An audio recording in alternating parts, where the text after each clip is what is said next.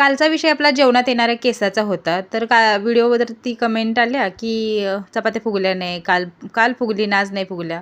तर हे बघा, चपाती आणि भाकरी करण्यात नाही का माझा कोणीही हात पकडू शकत नाही. मी सगळ्या प्रकारच्या चपात्या बनवू शकते, पण ते गडबड असते कधी कधी, त्याच्यामुळं गोळा वगैरे बनवावा लागत नाही, पटापट बनवाव्या लागतात चपात्या. चपाती फुगवायची की नाही हे सर्वस्वी आपल्या हातावर आहे, पीठ मळण्यावर आहे, लाटण्यावरती आहे, एवढं सगळं आहे माहिती आहे का त्याच्यामध्ये. असो, मी आज तुम्हाला माझ्या एका कस्टमरची गोष्ट सांगणार आहे. आपण कुठेही मेस लावली ना, मेसचा डब्बा घेत असलो ना, तर आपल्याला वाटतं की बाबा तिथली चपाती मऊ असावी नाही का.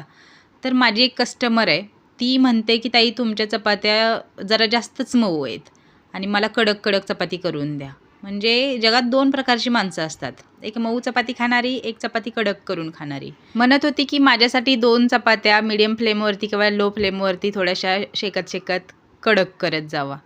तर मी तिला सांगितलं तुझे दात लई स्ट्रॉंग